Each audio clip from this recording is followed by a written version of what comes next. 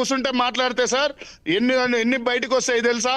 శ్రీనివాస్ యాదవ్ గారు ఇప్పుడు ఈ స్టేషనరీ స్కూల్ యూనిఫామ్స్ దీనికోసం ఒక నియంత్రణ లేదు, చట్టం లేదు, జీవోలు ఉన్నాయి కానీ ఎవరు అమలు పరచరు. మరి వీళ్ళని కాపాడేది ఎవరు ఈ రాష్ట్రంలో? ఎక్కడ ఉంది సార్? ప్రజాస్వామ్యం దేశంలో ఉన్నాం కానీ ప్రజాస్వామ్యం ఎక్కడ ఉంది చెప్పండి? అదే చెప్తున్నాను, ఎవరు వీళ్ళని కాపాడాలి?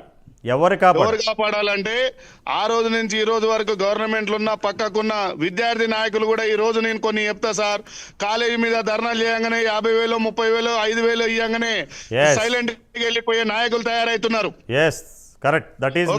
కడపత్రం పేరు తీస్తుండు, వాడు మానీల పేరు తీస్తుండు.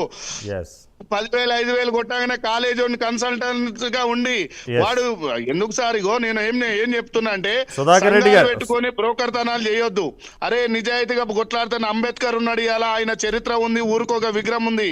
ఇవాళ నిజాయితీగా కొట్లాడారు కాబట్టి జేబులో పెన్ను పెట్టుకొని తిరుగుతున్న సావిత్రిబాయి పూలే, జ్యోతిరావు పూలే, ఇలా సాహు మహారాజు, పెరియార్ రామస్వామి లాంటి వాళ్ళు మన లెక్క కష్ట అట్లా కనుక శ్రీనివాస్ యాదవ్ గారు ఒక్కసారి మీతో మాట్లాడతాను, 1 మినిట్ ఒక్కసారి అలాగే ఉండండి. సుధాకర్ రెడ్డి గారు నమస్కారం అండి. నమస్కారం అండి సార్ నమస్కారం రెడ్డి గారు.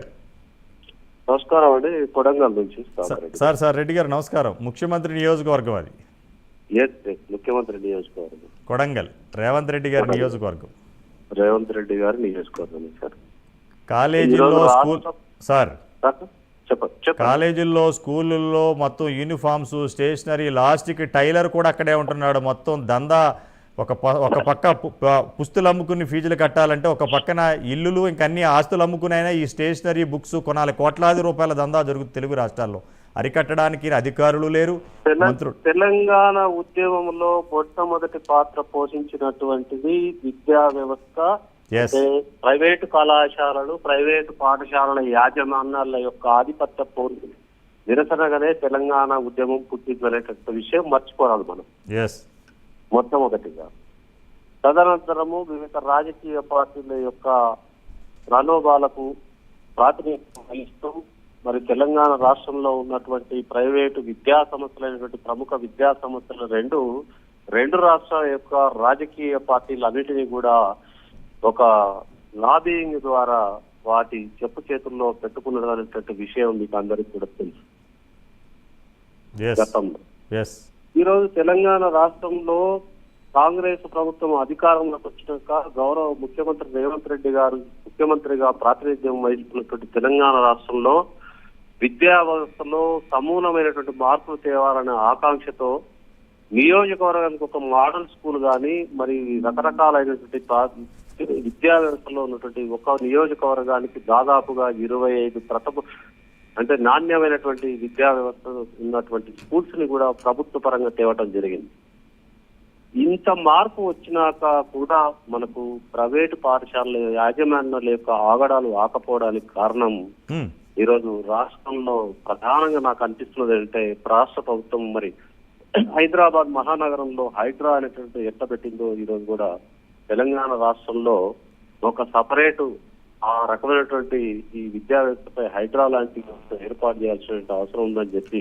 అంటే రెడ్డి గారు మీరు చెప్పేది రేవంత్ రెడ్డి గారు, ముఖ్యమంత్రి రేవంత్ రెడ్డి హైడ్రా తీసుకొచ్చారు, అలాగా విద్యా వ్యవస్థను మొత్తం పుక్కడి వేళతో పెకిలించడానికి ఒక వ్యవస్థ రావాలంటారా? తప్పకుండా రావాలి సార్. అది నేను నా ముఖ్యమంత్రి గారికి నేను అత్యంత సన్నిహితుడిని కూడా, ముఖ్యమంత్రి గారికి కూడా మీ ద్వారా నేను విన్నవిస్తున్నాను. ఖచ్చితంగా ఈ తెలంగాణ రాష్ట్రంలో ఆ వ్యవస్థ హైడ్రా లాంటి బలమైనటువంటి వ్యవస్థ వస్తే తప్ప, ఎందుకంటే ఆ మార్పు రాదనేటువంటి నా ప్రగాఢ విశ్వాసం. మరి అది త్వరలోనే ముఖ్యమంత్రి గారు ఆలోచిస్తారని కూడా వ్యవస్థ ఆలోచిస్తారని చెప్పి కూడా నేను మీతో ఏకీభవిస్తూ ఈరోజు ప్రైవేటు పాఠశాలల యొక్క ఆగడాలను మరి రకరకాలుగా అంటే నేను పేరెంట్ గా చెప్తున్నాను. ఒక ప్రైవేట్ పాఠశాలలో పొరపాటును కూడా విద్యార్థిని జాయిన్ చేసి వారి యొక్క హాస్టల్లో కనుక ఉంటే వారి భవిష్యత్తును కోర్టు శిక్ష వేస్తే 10 సంవత్సరాల కారాగార శిక్ష ఏ రకంగా ఉంటుందో 6th క్లాస్ లో ఒక విద్యార్థిని మనం జాయిన్ చేస్తే ఇంటర్మీడియట్ వరకు బాగా చెప్పారు రెడ్డి గారు, బాగా చెప్పారు. 10 years వాడిని మనము వితౌట్ మనమే పేరెంట్స్ మీద శిక్ష విధించి ఆ ప్రైవేట్ పాఠశాలలో జాయిన్ చేసినట్టుగా ఉంటుంది. అది నిజం, ఇది నిజం కాదంటే ఎవరైనా ఈ రోజు రాష్ట్రంలో ఉన్నటువంటి 1,00,000 మంది పేరెంట్స్ కావచ్చు, ప్రైవేట్ పాఠశాలలో చదివిస్తున్న విద్యార్థుల పేరెంట్స్ ఎవరు వచ్చినా కూడా నేను ఎక్కడికి వచ్చినా కూడా రెడ్డి గారు ప్రైమ్ 9 గత నెల రోజులుగా చేస్తున్న దానికి మొత్తం తెలుగు రాష్ట్రాల్లో ఒక కదలిక మొదలైంది. ఒక ఫోర్త్ ఎస్టేట్ అయిన మీడియా ప్రైమ్ 9 మేనేజ్మెంట్ సమాజహితం కోసం తీసుకున్న ఈ కార్యక్రమాలకి మీలాంటి వాళ్ళు చాలా మంది ప్రశంసిస్తూనే ఇంకొక విషయం చెప్తున్నారు. ఒక్క నిమిషం రెడ్డి గారు, ఒక్క నిమిషం, ఒక విషయం చెప్తున్నారు మీలాంటి మేధావులందరూ, దయచేసి దీన్ని కొనసాగించండి. ఏదో రోజున మాలాంటి పేరెంట్స్లో మేము ఒక మాయలో ఉన్నాం, ఈ కార్పొరేట్ దందాలో మాయలో ఉన్నాం, అధికారులు మాకు సహకరించట్లేదు, ప్రభుత్వ అధినేతలు సహకరించట్లేదు, మీరు మా పక్షాన పోరాడుతున్నారు, తెలంగాణ మలిదశ ఉద్యమలేగా ఈ విద్యా కోసం ఒక ఉద్యమం వస్తుంది, అలాగే విద్యార్థి సంఘ నాయకులు జేఏసీగా ఏర్పడ్డారు ప్రైమ్ 9 పుణ్యమాని, మార్పు అనేది మొదలవుతుంది. మీలాంటి వాళ్ళు కూడా ముందడుగు వేస్తే ప్రైమ్ 9 త్వరలో మన లక్ష్యాన్ని చేరుకుంటామని మీకు తెలియజేస్తున్నాను. రెడ్డి గారు చెప్పండి. తప్పకుండా సార్, మాలాంటి వాళ్ళ యొక్క అభిప్రాయం మీతో షేర్ చేసుకోవడానికి మేము ఎప్పుడు కూడా ముందంజలో ఉంటాం. అదే విధంగా మా ప్రభుత్వం కూడా మీకు అండదండలో ఉంటుంది. కానీ ఈ రోజు మరి కొన్ని విద్యా సంస్థలకు లోబడినటువంటి మీడియా సంస్థలు కూడా వారికి కావాల్సినట్టు ఈ రోజు పత్రిక ముడితే విద్య గురించి కానీ ఈ రోజు వ్యవస్థలో ఉన్నటువంటి మార్పుల గురించి కానీ కాకుండా కేవలం ఆ కార్పొరేట్ పాఠశాలల యొక్క అడ్వర్టైజ్ మీద, వారి యొక్క అడ్వర్టైజ్ కోసం ఎదురు చూస్తూ వారు చేస్తున్నటువంటి ఆగడాలను కూడా ఆ పత్రికల్లో రాయలేనటువంటి దుస్థితిలో ఉన్నటువంటి వ్యవస్థలు ఉన్నాయి. దాదాపుగా ఒక 10 పేజీల యొక్క పత్రిక వస్తే దాంట్లో 2 పేజీలలో మాత్రమే రాతలు ఉంటున్నాయి, మిగతా అంతా కూడా యాడ్స్ ఉంటున్నాయి.